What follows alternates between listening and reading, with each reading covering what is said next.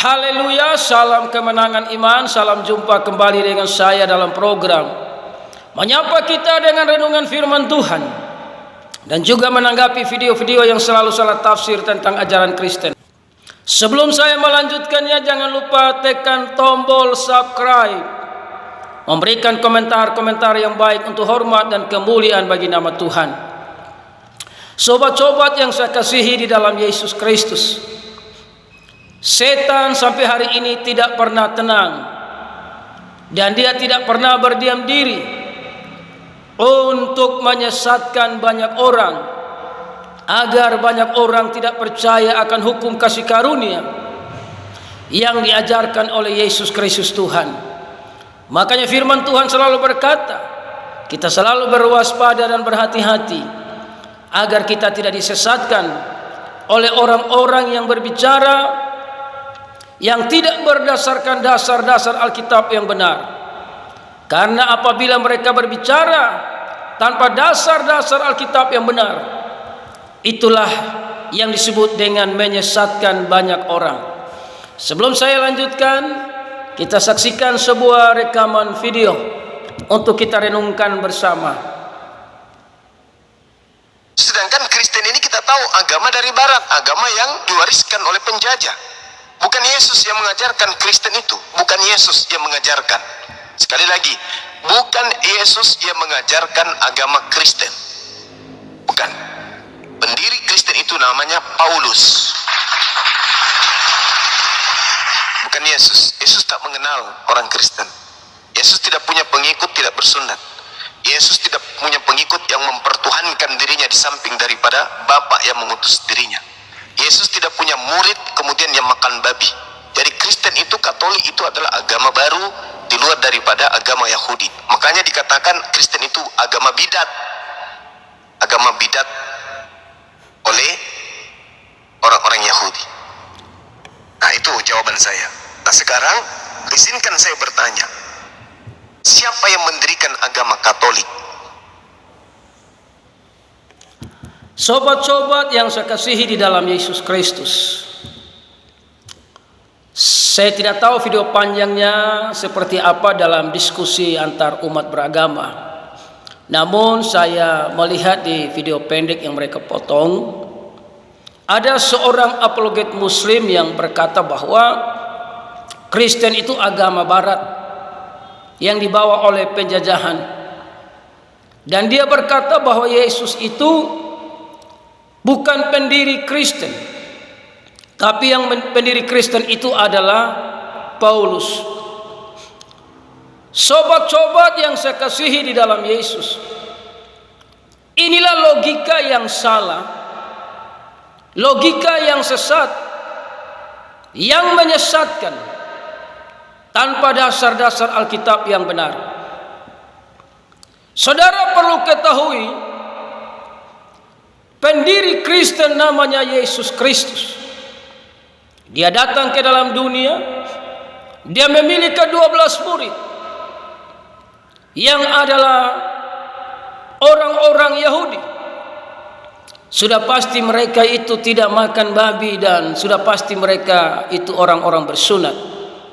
Karena Yesus tidak pilih dari bangsa-bangsa lain, tapi Yesus datang dan memilih mereka adalah orang-orang Yahudi. Namun Yesus Kristus datang mengajarkan hukum kasih karunia,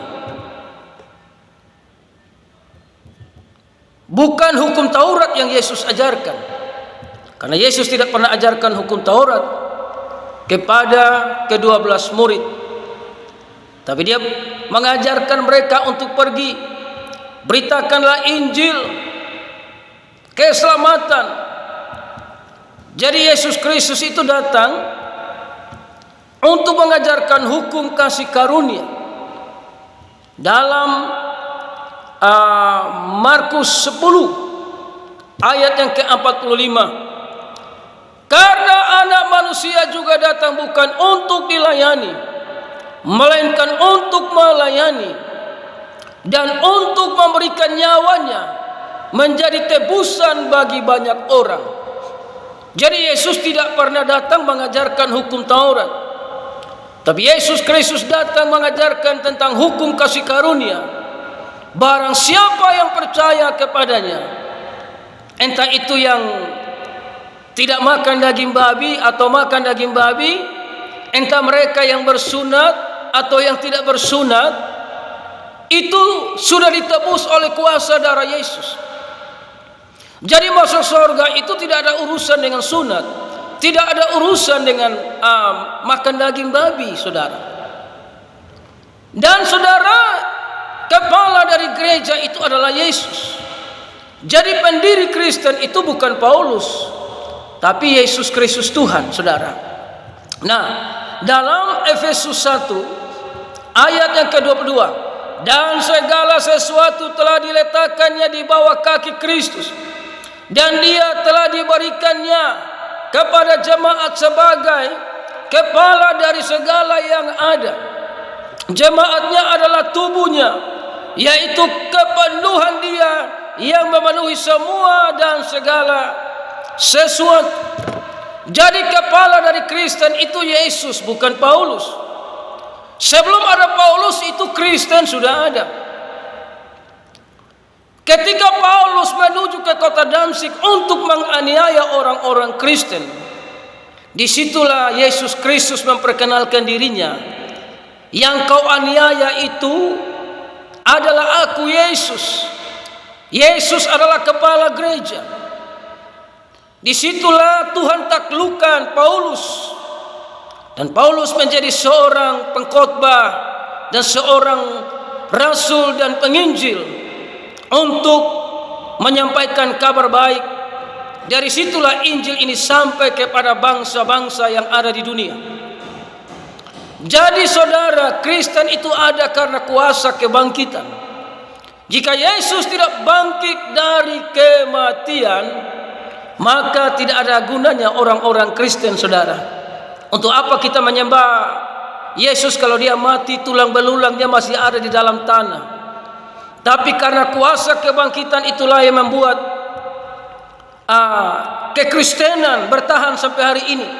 Sekalipun dianiaya, sekalipun difitnah, sekalipun dihina, sekalipun diancam, sekalipun dilarang, tidak boleh membangun gedung gereja, tidak boleh beribadah, dilarang dengan begitu keras dari sejak dulu kala. Tapi kekristenan masih bertahan sampai hari ini karena kuasa kebangkitan membuktikan dia hidup dan berkuasa mengatasi alam semesta. Jadi saudara, kekristenan itu sudah ada sebelum ada di Antioquia. Kisah para Rasul 11 ayat 26, mereka tinggal bersama-sama dengan jemaat itu 1 tahun lamanya sambil mengajar banyak orang. Di Antioquia lah murid-murid itu untuk pertama kali disebut Kristen. Ini karena pemberitaan firman oleh Paulus, maka di Antioquia yang tadinya tidak ada orang-orang yang percaya Yesus menjadi percaya Yesus. Namun sebelum ada di Antioquia, Kristen sudah ada. Roma, saudara kekasih, 16 ayat 7. Salam kepada Andronicus dan Yunias, saudara-saudara aku sebagai sebangsa yang pernah dipenjarakan bersama-sama dengan aku, yaitu orang-orang yang terpandang di antara para rasul dan yang telah menjadi Kristen sebelum aku. Jadi sebelum Paulus ada itu Kristen sudah ada. Jadi Paulus tidak pernah mendirikan agama Kristen. Paulus cuma melanjutkan apa yang diperintahkan Tuhan Yesus kepadanya setelah Tuhan Yesus tangkap dia menuju ke kota Damsyik. Jadi pendiri agama Kristen bukan Paulus, pendiri agama Kristen dia bernama Yesus Kristus Tuhan. Jadi Tuhan hanya mengenal Kristen, pengikut-pengikutnya. Yang tidak menjadi pengikutnya dilemparkan kepada api neraka.